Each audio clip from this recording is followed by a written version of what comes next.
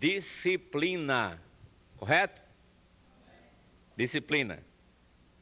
E nós vamos ter a oportunidade de verificarmos alguns textos que estão ligados à área disciplinar da igreja. É necessário que nós aprendamos mais sobre esse assunto, porque a gente reconhece a tamanha necessidade que existe de se cultivar mais a disciplina, de um modo geral, nas igrejas. Nossos estatutos falam sobre disciplina, fala sobre exclusão de membro, fala sobre essa área. Mas nós nos apoiamos no que nos ensina a Bíblia. Tem uma frase que deve ser colocada nesse contexto, é que cada um de nós deve moldar-se a si mesmo. Quer acender essa luz aqui, por favor? Se não, deixe que os outros o moldem. Então, se nós não nos disciplinamos, naturalmente, alguém terá que fazer. E então a gente não deve se assustar. É importante. Vamos abrir nossas Bíblias para um versículo inicialmente. Em 2 Timóteo, capítulo 3. Segunda carta de Timóteo, capítulo 3, versículo 16. Toda a Escritura é inspirada por Deus e útil para o ensino, para a repreensão, para a correção, para a educação na justiça. Então, a Bíblia fala sobre corrigir, repreender, educar, ensinar. Disciplina é ensinar. Disciplina é exatamente ensinar. É você estar como discípulo do mestre. E então, a disciplina ela tem vários estágios. A preventiva, a corretiva, a cirúrgica, mas também a disciplina pessoal. A gente aprende com o apóstolo São Paulo, quando ele fala no Novo Testamento, esmurro o meu corpo e o reduzo à escravidão, para que, pregando aos outros, não venha eu mesmo a ser desqualificado. Está onde? 1 Coríntios 9, você encontra no final, os versículos 24 a 27, a autodisciplina de Paulo como atleta. Diz que todo atleta em tudo se domina, eles para alcançar uma coroa corruptível, nós é incorruptível, e então está mostrando que ele se disciplinava, ele disciplinava-se a si mesmo para galgar êxito. Nós encontramos também, Paulo falando para Timóteo, procura apresentar-te a Deus, aprovado como obreiro que não tem de que se envergonhar, que maneja bem a palavra da verdade. Então, se São Paulo estava falando sobre procurar apresentar-te a Deus aprovado, é claro que existe uma reprovação. É claro que é possível haver uma reprovação. E para que não haja reprovação, o crente tem que ter disciplina. Então, a igreja, ela precisa ter disciplina, é claro. E nós vamos ver algumas áreas cabíveis de disciplina, que carece de disciplina, onde cabe disciplina.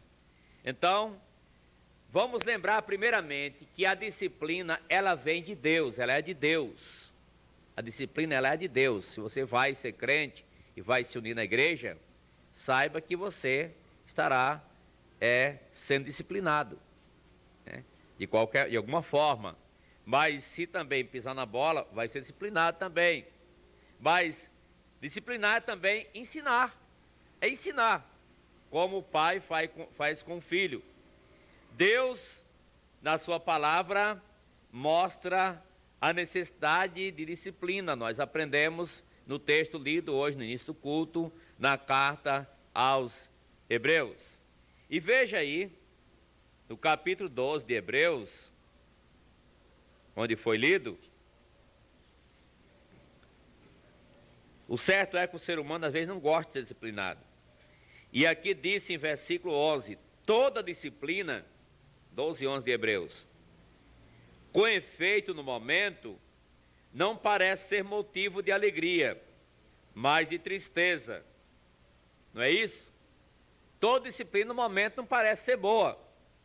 É momento de tristeza. Ao depois, entretanto, produz fruto pacífico aos que têm sido por ela exercitados fruto de justiça. Então, devemos lembrar que a disciplina parece uma coisa estranha quando a pessoa está passando por ela. Agora, Deus disciplina a gente. E quando Deus disciplina, é uma demonstração suprema de algo. De quê? Do seu amor. Diz a Bíblia que Deus repreende e disciplina a quem Ele ama. Está em Apocalipse 3, versículo 19. Deus disciplina aquele a quem ama, a quem Ele ama. Então, se Deus não disciplinar, é porque Deus não ama. Mas como Deus lhe ama, disciplina. Então, se alguém chega contando que está passando um problema muito sério na vida, está passando uma grande dificuldade, está sofrendo muito, o que dizer para essa pessoa? Irmão, Deus lhe ama muito, né? Deus lhe ama muito. E quanto mais nós somos disciplinados por Deus, é porque realmente Ele nos ama.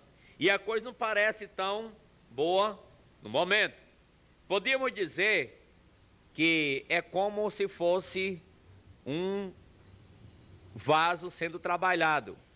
Ele é barro, ele vai sendo modelado, amassado aquele barro, e vai, o oleiro vai modelando aquele jarro na forma que quer, vai criando forma, até que está pronto uma coisa perfeita. Mas no momento não parece nada engraçado. Não sei aqui se alguém tem facilidade de trabalhar com escultura. Um escultor, você pega um pedaço de pau, né? Pega um pedaço de pau e fazer o que você quiser. Não parece muita coisa. O desenhista, ele vai desenhar uma coisa, não parece muita coisa. Lembra a irmã Paulina? Ela pintava aqui, contando histórias aqui na igreja, e ela começava fazendo uns riscos lá, ninguém sabia o que eram esses riscos lá. Daí a pouco saiu uma coisa perfeita, linda, maravilhosa. Mas, no momento, não parecia coisa tão bonita. Mas depois, sim. E assim Deus faz conosco. Quando disciplina, então, é para aproveitamento, e ainda mais no texto de Hebreus 12, disse que é para que sejamos participantes da sua santidade. Versículo número 10, é para que sejamos participantes da sua santidade. Pois eles, falou o exemplo dos pais terrenos, e fala sobre Deus, e disse que ele faz isso para que nós sejamos participantes da sua santidade. Mas vamos ver aqui algumas áreas de disciplina, como disse. Vamos para o livro de 1 Coríntios, capítulo número 6. 1 Coríntios 6. Então, é tanto que até uma coisa a se definir mais nos estatutos das igrejas, ao se reestruturar, é que para atender às exigências do novo Código Civil, tem que haver clareza da matéria e disciplina. Então, se é, por exemplo, a igreja, se alguém foi disciplinado porque porque era efeminado, então tem que ficar claro, o estatuto da igreja não permite que a pessoa continue sendo afeminada ao se converter. Então, tem que ficar claro isso. E por isso, tem uma palavra que pode ajudar muito, é que nós cremos, como batistas, e é um slogan, que a Bíblia é a nossa única regra de fé e prática. Então, a pessoa se converter, adota a Bíblia como regra de fé. Se saiu dela, então está passível à disciplina. Olha em 1 Coríntios, capítulo número 6.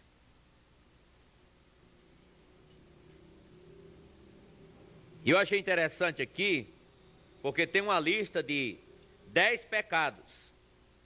Já pensou uma lista de 10 pecados logo? Né? Uma lista de 10 pecados. 1 Coríntios 6, versículo 9.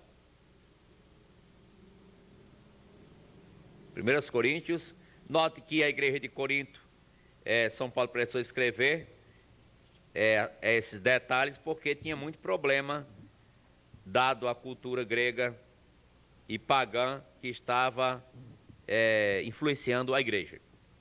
Verso 9 em diante. Ou não sabeis que os injustos não herdarão o reino de Deus? Injustiça. Não vos enganeis, nem impuros. O impuro é aquele que não é puro, né? Nem idólatras, nem adúlteros, nem efeminados, nem sodomitas, nem ladrões, nem avarentos, nem bêbados, nem maldizentes, nem roubadores herdarão o reino de Deus. Quer dizer, aqui tem uma lista de 10 pecados que está declarado sobre eles, que quem os pratica não herdará o reino de Deus. Agora você diz, então, alguns aqui em nossa cidade não tem jeito, não? Tem jeito, sim. A palavra que diz que é para quem vive nessas coisas. Se a pessoa teve problema, teve, mas ao se converter, a pessoa é libertada desses malefícios. Libertada desse mal que o escraviza. Diz o versículo 11, é a saída, tais fostes alguns de vós, mas vós vos lavastes, mas fostes santificados, mas fostes justificados em nome do Senhor Jesus Cristo e no Espírito nosso Deus. Quer dizer, lá em Corinto, dos que estavam na igreja, alguns deles foram tudo isso. Foi a maioria dessas coisas. Eram bêbados, roubadores, efeminados, sodomitas, eram pessoas que eram comprometidas com o pecado, mas que ao vir a Cristo e ao tornarem-se membros da igreja, eles foram libertados pelo poder de Deus e agora passaram a ser novas criaturas.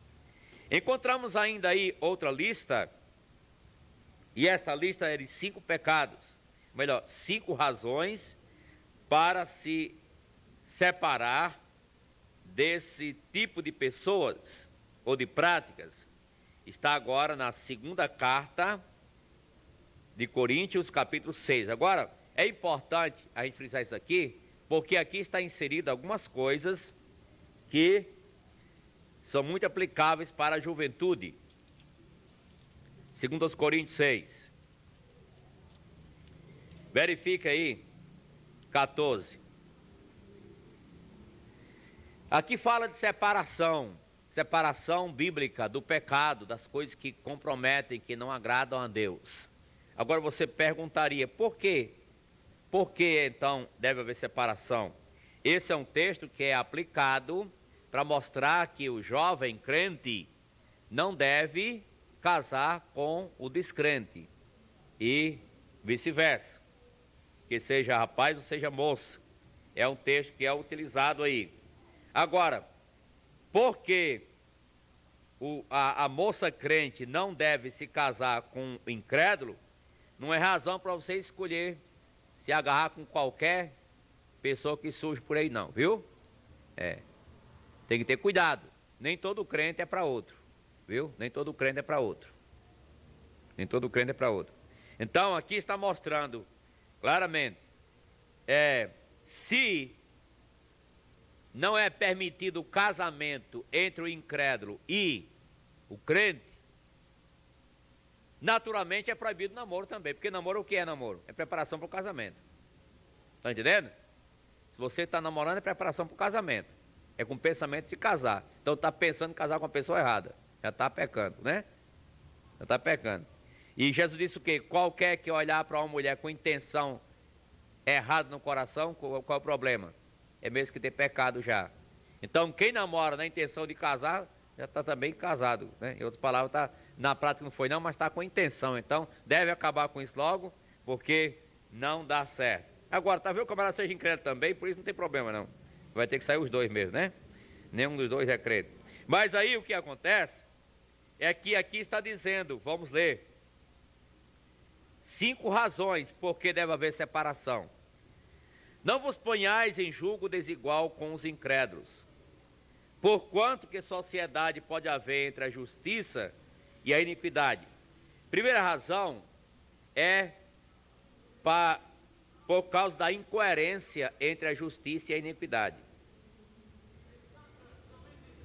Ou que comunhão da luz com as trevas. Segunda razão é por causa da incompatibilidade de luz e trevas. Terceira razão, que a harmonia entre Cristo e o maligno. Então, a incompatibilidade entre Jesus e o diabo. Não há comunhão, Cristo e o diabo, não há.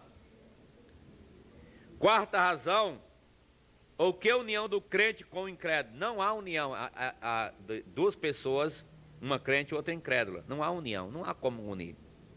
Aí a pessoa vai fazer um casamento na igreja, a igreja faz isso. Um casamento na igreja de um incrédulo com um crente. Faz isso. Quer dizer, está abençoando o que Deus amaldiçoou. Está abençoando o que Deus não admitiu, não permitiu. Então, quinta razão, que ligação há entre o santuário de Deus e os ídolos? Então aí está a quinta razão.